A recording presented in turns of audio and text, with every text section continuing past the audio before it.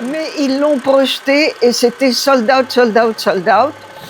Et donc, et partout aux États-Unis, à Toronto, etc., c'est sold out et c'était un triomphe aux États-Unis.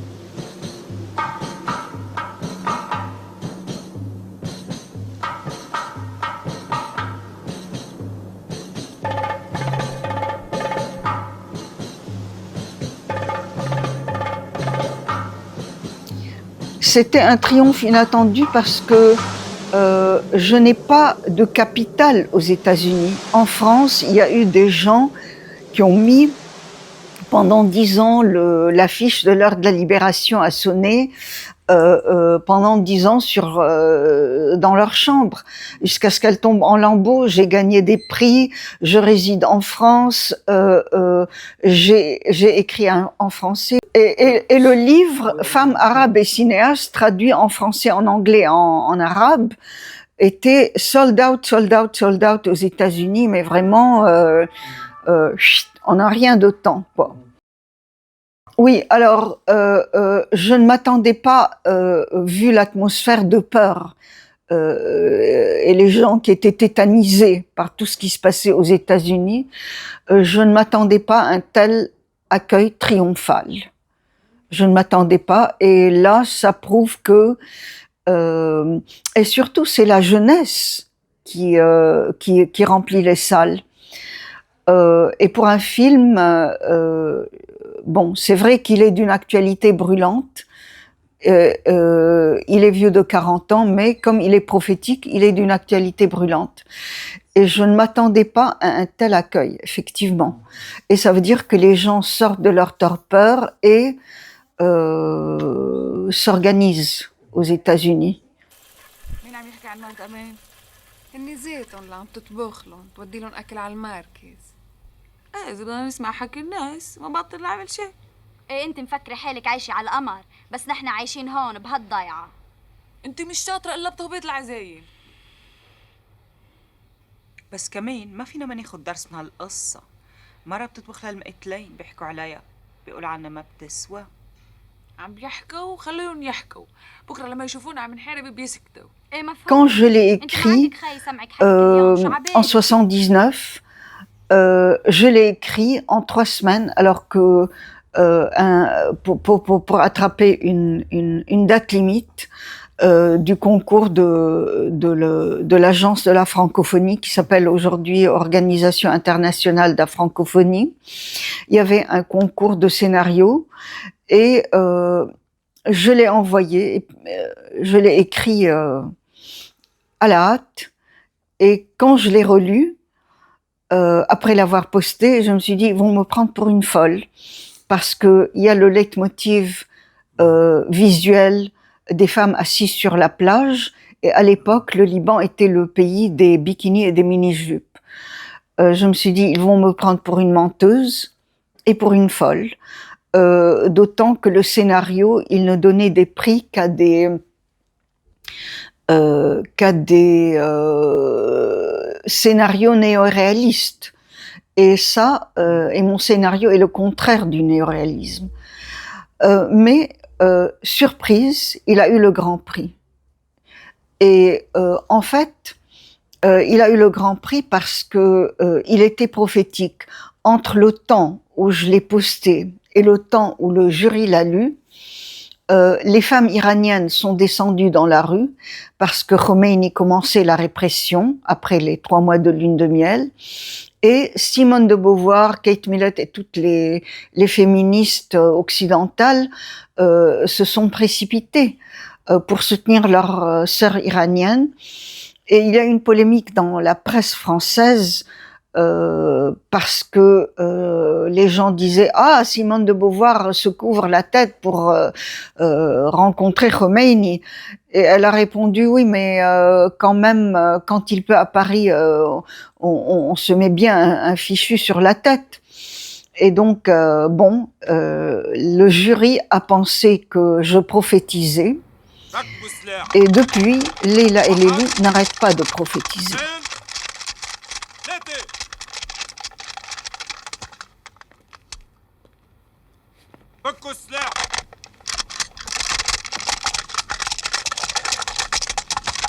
جيبوا سلاح.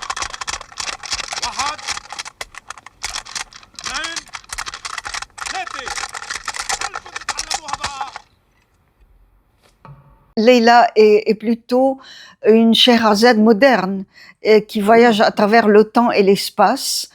Et c'est une femme comme Sherazade, elle est savante et courageuse, mais moins courageuse que Sherazade quand même, mais savante.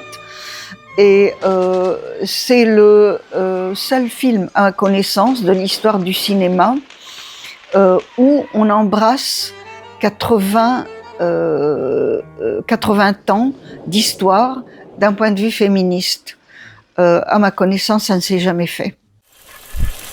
J'ai eu la chance d'avoir une grand-mère conteuse extraordinaire et qui m'a transmis Les Mille et une nuits. Elle était une femme très obéissante jusqu'à la servilité, mais ses contes étaient féministes. Donc, au niveau de l'imaginaire, elle se vengeait. Les Juifs et les chrétiens sont ceux qui ont transmis les Mille et une nuits, qui était une tradition orale. Et ils avaient un intérêt à les transmettre, parce que les Mille et une nuits sont une œuvre très subversive, de critique sociale très radicale, anti-esclavagiste, antisexiste, antifondamentaliste. Enfin, aujourd'hui, on dirait antifondamentaliste, mais à l'époque, c'était anti-zèle religieux. Et donc,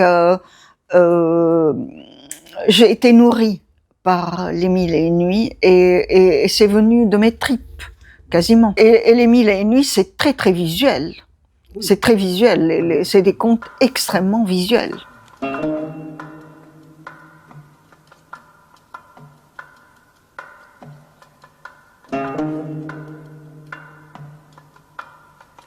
Un scénario, ça s'écrit entre 6 mois et 2 ans. Et quand on n'a que 3 semaines pour l'écrire, c'est les tripes qui parlent et l'inconscient monte haut et voit loin. Si je l'avais écrit en temps normal, peut-être je me serais censurée. Mais comme je l'ai écrit en 3 semaines, je n'ai pas pu me censurer. Je l'écrivais, je dormais, j'écrivais, je dormais, j'écrivais, et ça donne un scénario prophétique.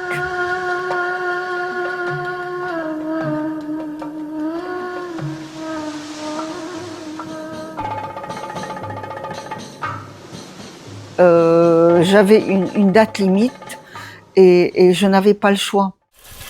Disons que la date limite a fait que le scénario était prophétique. Oui. Parce que quand on n'a pas le temps de se censurer, on est forcément prophétique. L'inconscient parle, les tripes parlent. Et la construction du film, donc, s'est fait comment? Je dirais, une fois écrit, ça... Vous l'avez tourné d'un seul bloc ou pas? Non, je l'ai tourné en 2 ans. Je l'ai tourné en 80 et puis en 81, j'ai fini le tournage. Et on a failli se faire tuer plusieurs fois en le tournant. Plusieurs fois parce que la partie palestinienne, je l'ai tournée en Syrie. D'autant que avant, la Syrie, la Palestine et le Liban étaient un seul pays, avant que le mandat français, les accords Sykes-Picot ne le divisent entre mandat français et mandat britannique.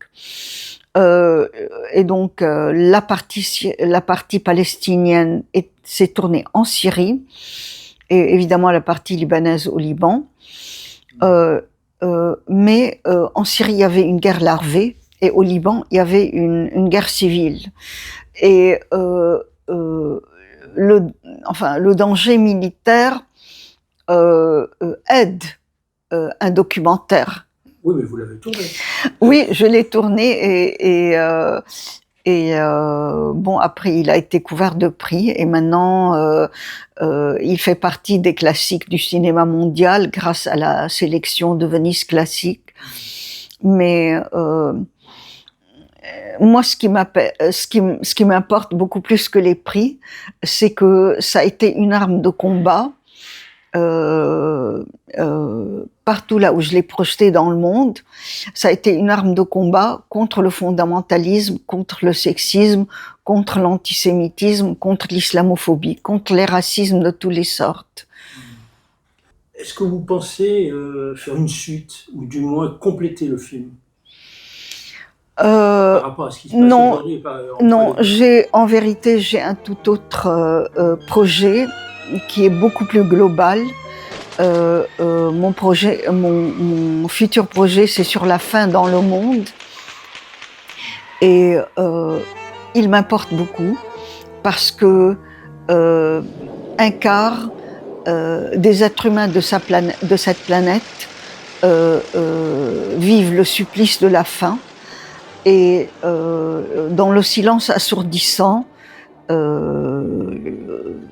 de la plupart des gens. C'est un holocauste dont on entend parler, mais les gens ont tellement honte qu'ils tournent la tête. Et il m'importe beaucoup d'en parler, et je vais en parler d'une façon divertissante pour que les gens ne tournent pas la tête. C'est un beau projet, ça. Un projet cher et ambitieux. Et il m'importe beaucoup.